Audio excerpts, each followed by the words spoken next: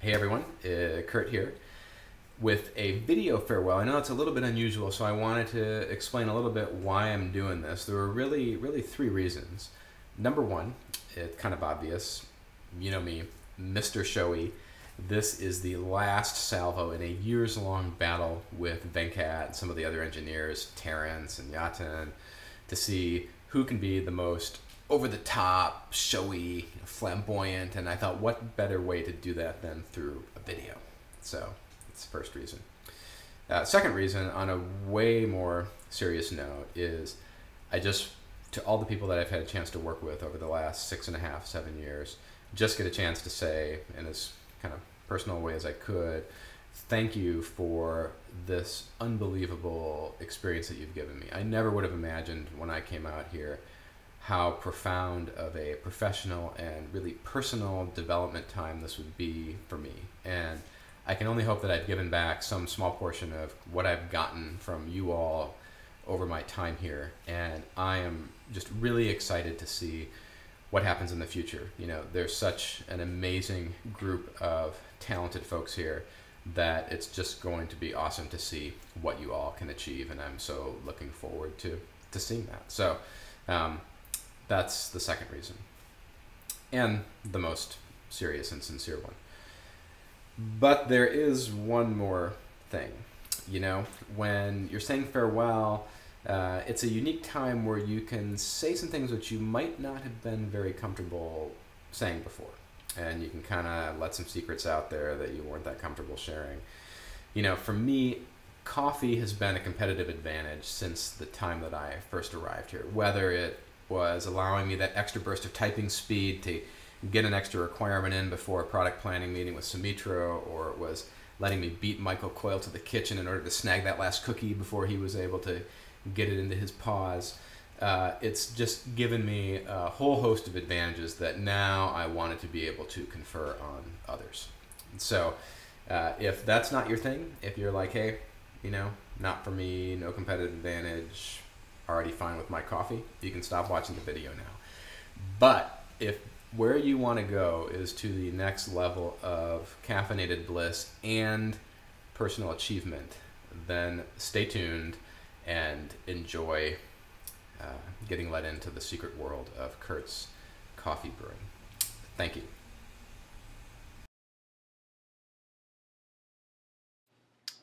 All right, here we are in my coffee making center. I'm here with my assistant.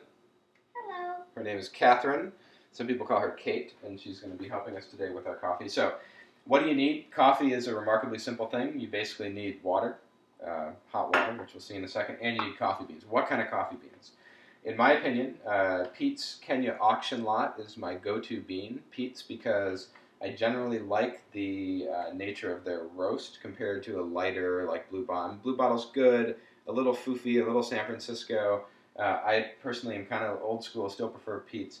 Why Kenya Auction Lot? Because, as you all know, in Kenya, coffee is sold differently than in many other parts of the world. It's sold via an auction process where the beans are often much more stringently evaluated, so I think you get a more consistent bean quality with Kenyan beans. But, you know, hey, that's just me. What do I know?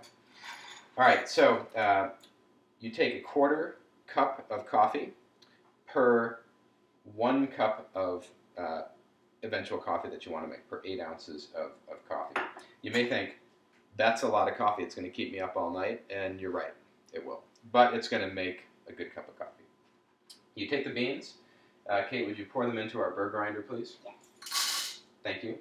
I'm not going to run the burr grinder here because it's loud, but imagine it runs, make a sound like the burr grinder makes every morning. Great. Then we take the coffee out and we dump it into our plastic cone filter with a number 2 paper filter inside of it. If you run out of these, you can just take the ones from the Symantec coffee machine, don't tell anyone, and fold them up correctly and stick them in here. So I'm going to now add the beans, the ground beans. The setting, by the way, on my burr grinder is usually the first fine setting, like a fairly fine setting is what you're going to want. All right, so we're going to take, thank you for pointing that out, Kate. We're going to take our water. I basically already have this boiling. What temperature? Boiling water is the conventional wisdom. But what you really want is a Thermapen instant read thermometer, because 198 degrees is the temperature that you want for your water, as you're probably well aware. If you don't have a Thermapen with you, I tend to carry mine. It fits in, if the needle doesn't stab your clothing, it fits right in here in your shirt. If you don't have your Thermapen, let it boil, as you've just heard, and then take it off the boil for maybe 15 or 20 seconds to try and get it down to that magical 198 degrees. All right, so now I'm going to pour the water in to the filter. You're going to pour a little bit in. You're going to let the coffee bloom. You'll see it kind of puff up a little bit. You're then going to stir. And then you're going to continue pouring the water and stirring. Now, if you're trying to make 8 ounces of coffee, which is what we had here, 8 ounces of water, you're actually going to need more water than that boiling, because what's going to happen is some of the water is going to be, stuck up in the grounds here. So you probably need more like 12 ounces of water that you start with to get 8 ounces of coffee out. So we let this drip down, and we keep going through the process of stirring. And you can kind of take a look under here, as you've maybe seen me doing in the kitchen like this, to see if it's done. And when it's all finished, you're just going to take the paper cone filter, put it into the sink, which I've sometimes left it in the sink too long. Now I'm going to add my half and half. I recommend half and half only and no sugar with coffee. It's a matter of personal preference, but I'd be a little disappointed if you added sugar to your coffee, because I think it masks some of the true flavor of the coffee, while the cream tends to sort of soften it up and really bring out some of the nuanced flavors. So let's see how it is.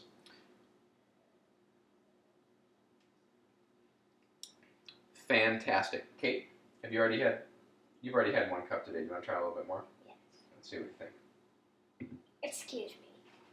Oh, Kate did not like that very much, but that's it. That's the perfect cup of coffee. I just wanted to leave this with you. If you have any questions, feel free to drop me an email, and I would be happy to answer them.